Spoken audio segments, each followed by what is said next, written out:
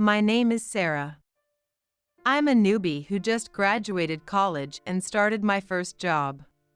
Sarah, you're still in training, right? How's it going? Have you found any cool coworkers or mentors? One day when I was off, my childhood friend and bestie, Amanda, asked me these questions, full of curiosity. She and I had been friends from kindergarten through college. She's still a grad student. So she bombarded me with questions about the working world, which I had entered just a little ahead of her. The general training is done, and now we're doing department-specific training. My company has a sporty and unique vibe. For starters, we exercise every morning. Then, there's a group cheer. What? Seriously? Yeah, it's a little quirky, though I totally understand that health comes first. We even have company clubs such as tennis, soccer, and jogging. Is it mandatory to join a club? Not at all. However, newbies are encouraged to try a few and then decide if they want to join one. That's kind of cool. So, which one did you pick? I joined the jogging club. I don't usually exercise on my own, and it's good for dieting too. Plus, it's pretty chill, you can go at your own pace. Wow, good for you. I wouldn't join anything because I hate exercising. You can quit anytime. And for now, it's a great way to meet people, even outside my department. Oh, I got it. You get to talk to people from different age groups and teams. It feels like an extension of college clubs, and it's fun. My company is a small to mid-sized business, and these clubs can be one of the reasons why the employees get along really well, with no distinction between full-timers and part-timers. Even though I had only been here a year, I already loved this place and wanted to give it my all. You look kind of tired lately, though. Wow, you're sharp. Amanda's keen observation left me speechless. The truth was, I loved the company vibe and I didn't mind being busy, but there was one major obstacle: a person who had been a huge source of stress. Oh, you're thinking of quitting? Kids these days have no grit. You were useless, even from the start. The shrill voice of the CEO's wife, Ms. Smith, carried across the office. She was talking to a part-timer, Patricia, who had been absent for a few days. Even though they were in a private room usually used for meetings, the door was left wide open, probably on purpose, and her voice echoed throughout the floor. It was as if Ms. Smith wanted everyone to hear, pushing Patricia into a corner. She was probably completely crushed. You suddenly stopped coming without notice, and now you want to quit? Just because you're a part-timer doesn't mean you can escape. No way am I letting you use paid leave. I'll dock your pay for the days you were out. This wasn't just petty, it was outright terrifying. When I saw Patricia at work on her last day, she had tears in her eyes. Are you okay? Did something happen? Ms. Smith yelled at me again. I've been doing my best, but I think she just doesn't like me. Now, my health is getting worse. Her voice trembled as she spoke quietly. It must have taken so much courage for her to come in and hand in her resignation. Paid leave and quitting are employees' basic rights, so I couldn't help but sigh at how cruel it was that she wasn't being let go with dignity. In my 3 months at this job, I had already seen 3 people go through such a situation.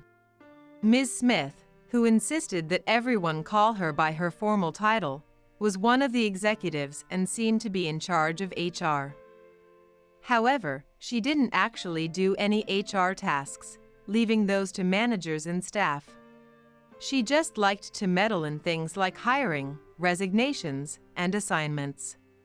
She apparently has a few favorite young male employees. When talking to them, her tone turns sweet and soft. Needless to say, women who are close to her favorite men often become targets of bullying. I've heard similar stories from my jogging club old colleagues, and from what I've seen, it's probably true. The CEO, Mr. Smith, is often out in the field working. When he's in the office, he's mostly in his own room. When he's around, Ms. Smith doesn't throw tantrums, so he's likely unaware of her behavior. No one dares report her to him. Mr. Smith is known as a kind, approachable leader who listens to his employees. It's hard to believe his wife could act this way. After seemingly accepting the resignation from Patricia, Ms. Smith walked out of the meeting room, looking for the documents she needed. Trailing behind her was Patricia with teary eyes. Replacing people takes effort too. It's only reasonable to stay until a replacement is hired and trained. Don't you agree? Ms. Smith looked around for agreement, sending tension rippling through the employees nearby. Everyone pretended to focus on their work, but since they couldn't entirely ignore her, they nodded along. Then she suddenly looked at me and said, "Oh, you look like you've got something to say." No, I mean, Since I had been watching Patricia sympathetically, I apparently caught Ms. Smith's attention as she assessed me like I was up for evaluation.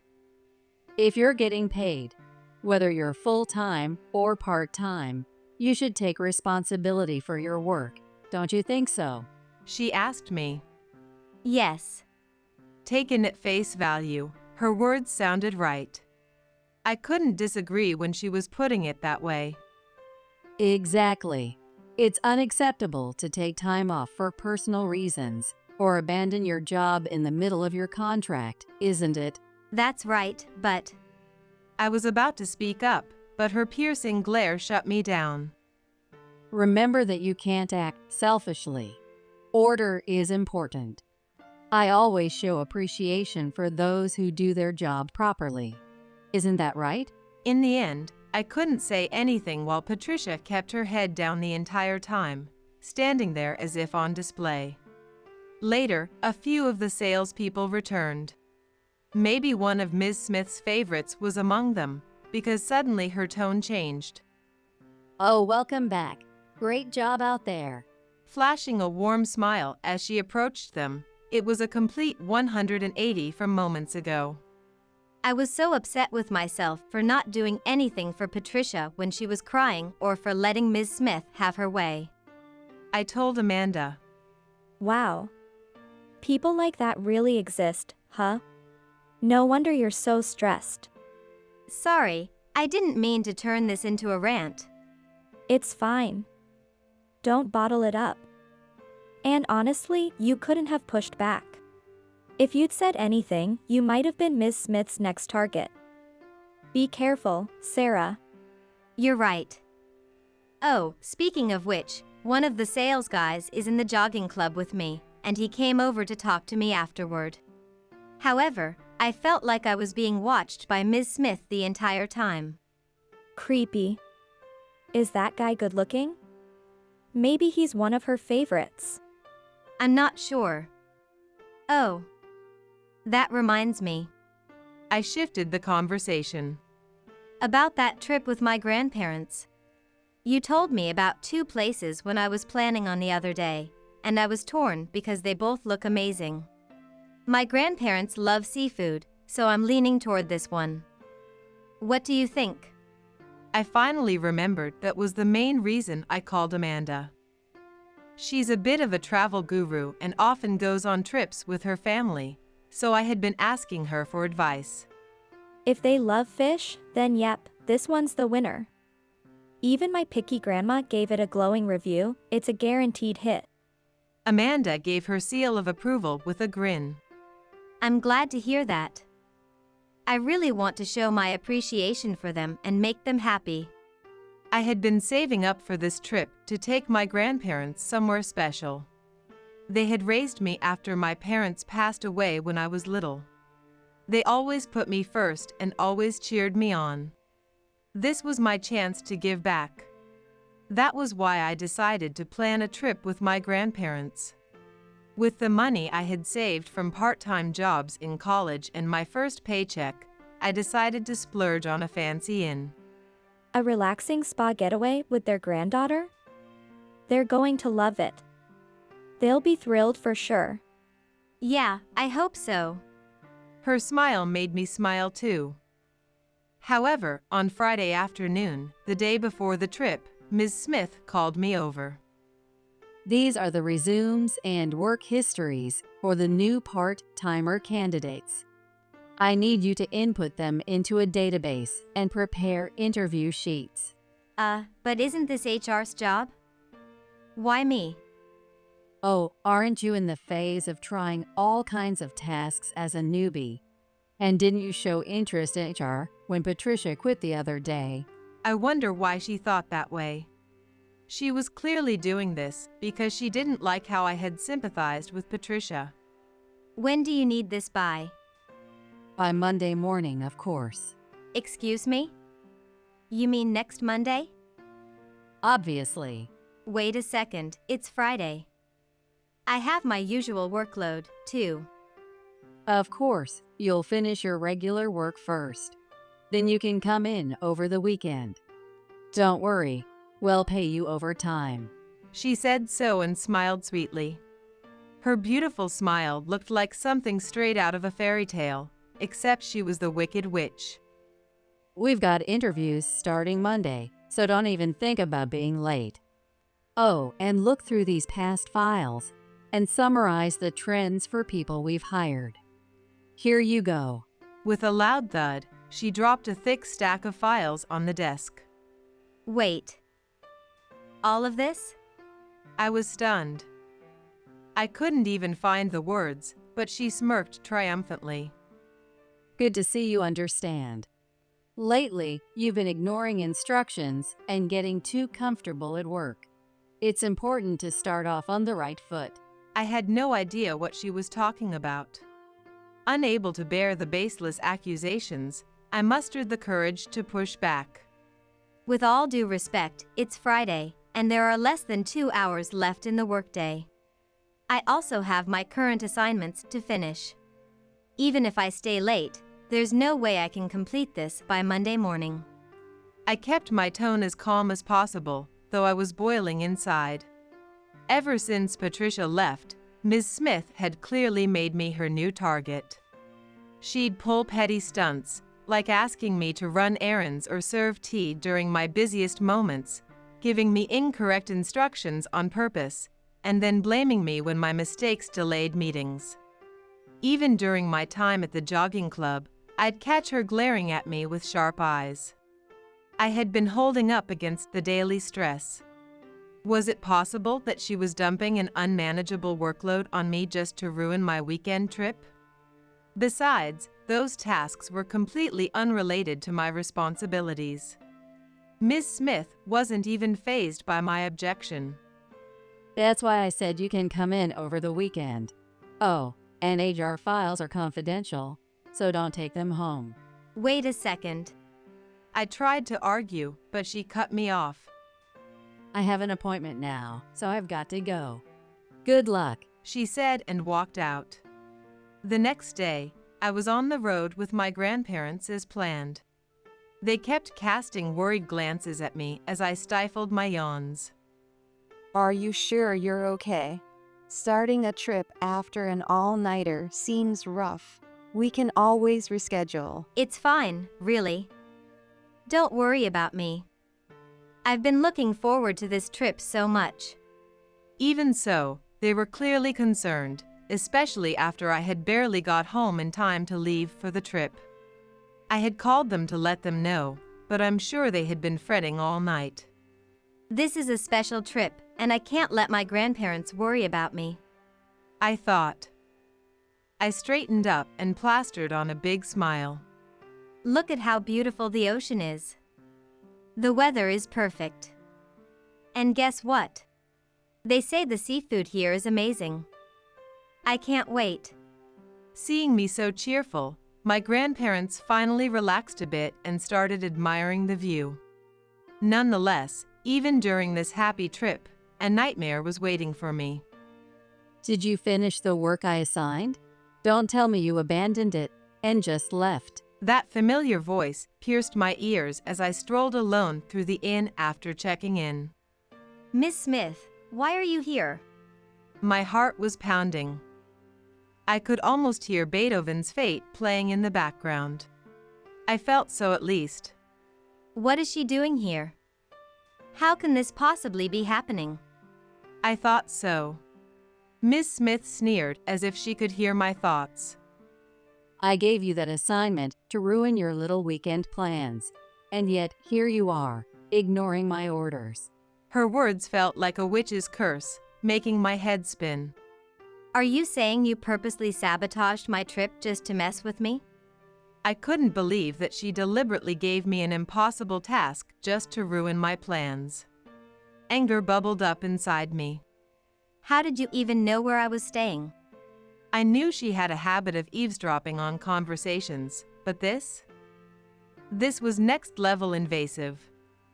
You were chattering away during lunch breaks and jogging club, laughing and bragging about your plans. It was really pathetic. You were eavesdropping? Who's to blame for that? You shouldn't flaunt your plans so much. The thought of her carefully listening to every detail of my casual conversations made my skin crawl.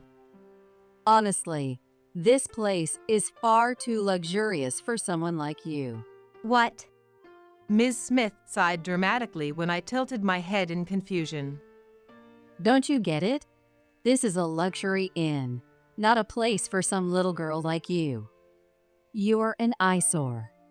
Useless paycheck thieves like you should stay at the shabby place next door. Holding back the anger boiling inside me, I replied. I don't understand what you mean. I realize you find me bothersome, but everything else is just harassment and insults, isn't it? I hadn't slacked off at work or done anything to her, yet the daily unreasonable attacks continued. Besides, on top of that, she was now ruining an important trip with my grandparents. Enough was enough. Even if it cost me my job, I resolved to speak up. Just as I opened my mouth, I heard an unexpected voice. So that's how it is, huh? The calm voice broke through the tension from behind me. Grandma and Grandpa. I turned to see my grandparents standing right behind me. I had thought they were relaxing in the room with tea. Judging by their expressions, they must have overheard most of the conversation. This is? I stammered, trying to explain, but my grandmother cut me off and addressed Ms. Smith directly. Nice to meet you. I'm Sarah's grandmother, Miller, and I've been her guardian for many years. Perhaps it'll be clearer if I introduce myself as the honorary chairwoman of Miller Industries, who recently discussed business with your company. My grandmother spoke slowly and calmly. However, her words made Ms. Smith's face drain of color. Are you serious? Miller Industries? Ms. Smith's voice cracked. You mean the industry leader? And you're the honorary chairwoman? But surely, this employee's last name is different. Oh, that's not unusual. My daughter took her husband's last name when she got married. She always said it was easier not being known as part of a famous business family. That's impossible. Sarah might take after her mother. Even though she could have joined our company, she chose to job hunt on her own and insisted on earning her position herself. I'm terribly sorry. I had no idea. The color drained further from Ms. Smith's face. Oh, so ignorance excuses rudeness, does it? Do you think it's acceptable to judge people based on their family background? No, that's not what I meant. In stark contrast to my grandmother's composed demeanor, Ms. Smith was visibly sweating, and her carefully applied makeup started to run. Could you inform your CEO that the business deal we discussed will be canceled? No way. Please wait. Ignoring her panicked plea, my grandmother continued. I was so happy to hear Sarah had joined a company that promotes health and fun through its sports clubs. It sounded like a wonderful place to work. Next to her, my grandfather nodded in agreement. Furthermore, in the business meeting, I heard your CEO is a respectable person who would make a great partner. But now, learning that his wife is this kind of individual, what a disappointment. Well. While my grandmother was pretty firm with Ms. Smith, her voice stayed steady. After that, she said, Come on, Sarah, let's get going. She smiled warmly at me and motioned for us to leave. Wait, please. Just keep the business deal. Ms. Smith tried to grab onto my grandmother's back, but was silenced by a sharp remark from her. It's far too late to backpedal now. Upon hearing that, she just collapsed onto the floor, feeling totally defeated. Hey you, can't you talk her out of this? I won't even care if you didn't finish yesterday's task. Please, please help. Now she was begging me, her demeanor flipping instantly. I refuse. And for your information, I didn't abandon the task you gave me. I finished it before I left. Feel free to check it tomorrow. Though I wanted to yell at her for all the unjust treatment I had endured, I followed my grandmother's example and replied with a calm smile. The following Monday came. The buzz in the sales department was about how the deal with Miller Industries had been canceled, and there were rumors flying around that the CEO's wife had caused some kind of issue. Hey you. Ms. Smith stormed toward me. Her face flushed with anger. You already told your grandparents to cancel the deal? That's too much. It was just yesterday. I wouldn't know anything about Miller Industries' actions. You know, I heard you got help from the HR team to prepare the interview materials. You're just a newbie. What gives you the authority to do that? I authorized it. What? The voice belonged to none other than the CEO, who had just walked in. Mr. Smith. Good morning. Everyone greeted him in unison, while his wife stood there, completely caught off guard. Darling, what are you doing here? Ms. Smith was clearly flustered by her husband's unexpected arrival. Friday night, I returned to the office from a client meeting and decided to check in on this floor. What I saw was Sarah, overwhelmed and scrambling to meet a deadline, with others watching her in concern but not offering any help. It seemed odd, so I asked her what was going on. Mr. Smith said. At his nod, I stepped forward to explain to Ms. Smith what she clearly hadn't grasped yet. Ms. Smith, you instructed me to complete HR tasks by Monday morning, including coming in over the weekend if necessary. I realized that no matter how hard I worked, it was impossible for one person to finish. Then Mr. Smith arrived, and he allowed me to ask others for help.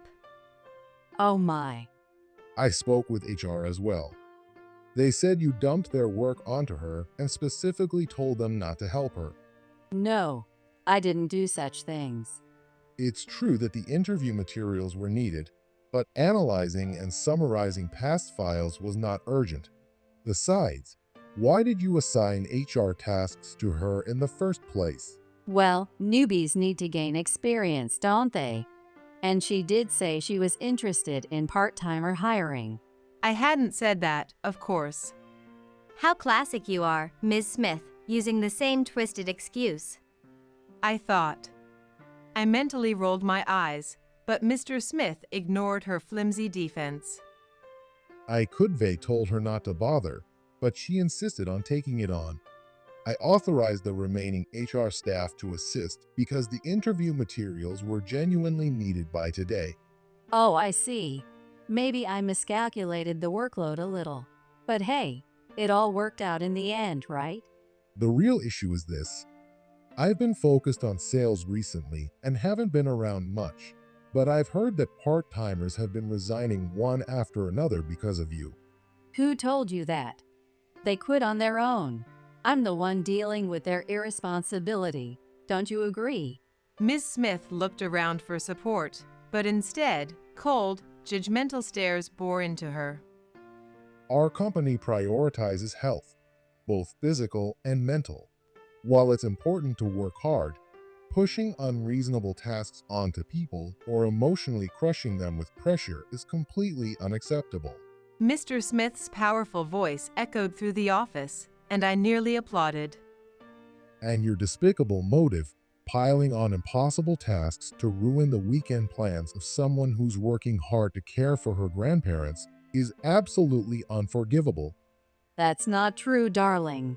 On top of that, you had the audacity to show up at her vacation spot. What were you thinking? You're done here. I need you to step down from your executive position. What are you saying? Yes. She should leave us. Wait, what? Did he just say she's done? Even I was so stunned that I had to do a double take. We're married. I'll apologize for the Miller Industries issue. I'll even ask Sarah to talk to her grandmother again, please. After you behaved so disgracefully at the inn? And by the way, who did you take with you on that trip? Well. Ms. Smith was caught completely off guard and froze. I tilted my head in confusion, unable to comprehend this new turn of events. I learned about the unreasonable workload you assigned Sarah on Friday night. That's when I also heard about her planned trip with her grandparents. Then on Saturday, you suddenly said you were going on an overnight trip with friends. I wondered where the terrifying witch I once knew had disappeared to. Ms. Smith was now trembling, pale as a sheet. I thought it was odd, so I investigated. The details are all clear. We'll discuss the rest privately. Mr. Smith stared her down before turning to the rest of us. Sorry for the disturbance, everyone. Please get back to work. As for the Miller Industries deal, I'll handle it personally. Thank you for your patience. Ms. Smith, now completely defeated, couldn't even speak. Her shoulders slumped as she collapsed into a chair. 1 month later, she was no longer the CEO's wife or a part of the company. It turned out she hadn't just been bullying part-timers and female employees, but she was also having an affair with a young male contract worker. Though her infamous habit of targeting women close to her favorite men was widely known, no one expected her to go this far. In fact, the person she took to the inn was her lover. The contract worker had planned to leave when his term ended and didn't seem to have taken his relationship with Ms. Smith seriously at all. When questioned by Mr. Smith, he spilled everything and casually claimed it was all just fun and games for both Ms. Smith and him. He didn't seem to be the brightest guy, apparently. It's hard to believe Ms. Smith would throw her life away on someone like that, especially when she was married to such a respectable guy like the CEO. She wasn't very smart either.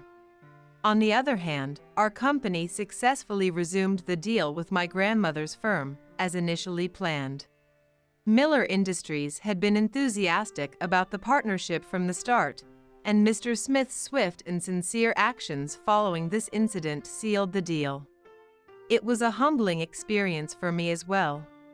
At the office, my colleagues now knew that I was the granddaughter of Miller Industries' honorary chairwoman, and they praised me for getting this job on my own even though I was from a wealthy family. Well, I agree I'm not like that. I'll keep working hard and pushing myself. Everyone continued treating me the same, with warmth and camaraderie. Now, I'm saving up for another trip with my grandparents little by little again, this time, with no worries hanging over me. It might take a while, but I hope they will wait a little longer. I'm so happy I have my colleagues and my precious family around me. I promise to cherish the priceless time I have with these people.